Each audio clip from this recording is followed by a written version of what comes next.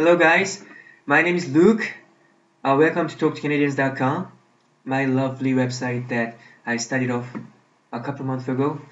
I haven't been heavily advertising this website to Korean viewers, but if you come to my website and make sure to leave a comment and watch a lot of videos and trying to get the most out of it. If you have any comment to make, and please leave a comment and our staff members will be happy to help you out. Okay? Alright. Today I want to talk about something that is pretty much interesting. As you guys may know, Koreans, they're very smart people. I think Koreans are one of the most smartest people in the world. However, when it comes to English, Koreans are really not quite up there. It's not that they don't study hard, they study really hard. They spend the most of money and time onto English education, as you guys all know. Then let's think about it.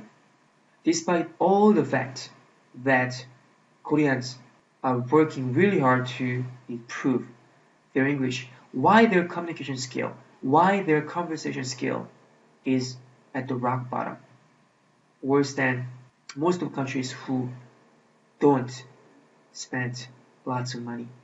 Even African countries that doesn't have any strong education system like South Korea. Why is that? Okay, I will talk about two things. Hopefully you can take away and have some time to reflect on this. The first one is Koreans are very self-conscious, including me. I used to be very self-conscious, even though now I'm trying to stay away from being so self-conscious about what I speak, how I speak. Lots and lots of Koreans that I have met, they're very shy. They're not shy people in general when they're interacting with Koreans in Korean. But somehow when they're surrounded by either Koreans or native English speakers, they have to speak English, then somehow they don't say. It's not that their English is really bad. Their English is okay. It's conversational. But they're shy to speak. This gets even worse when they're surrounded by Korean speakers who speak English.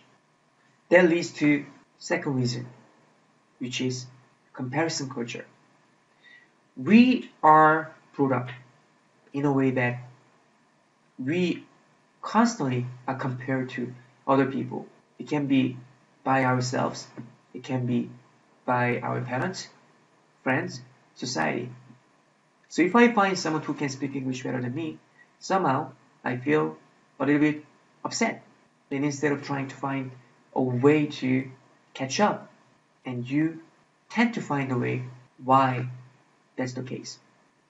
For example, I know this lady who can speak English really well, who is very fluent, but obviously she has her own accent.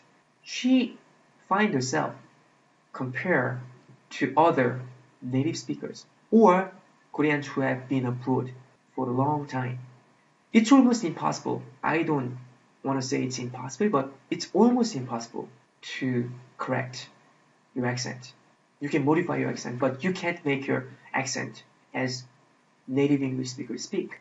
Even native English speakers, they have their own accent, depending on where they come from. Why do you have to modify your accent unless they don't understand? So, accent is important, but you don't have to feel really bad about your accent just because it is different from native English speakers, because they understand what you're talking about. If they don't understand, if they pause and asking you so many questions, oh, excuse me, pardon me, beg your pardon, would you please say that again? That is different scenario. If you can make native English speakers understood of what you're saying, then that's it. You can definitely imitate the way native English speakers speak, but you don't have to get stressed out by being so harsh on yourself. Oh my god, my English is not so good, or what's going on?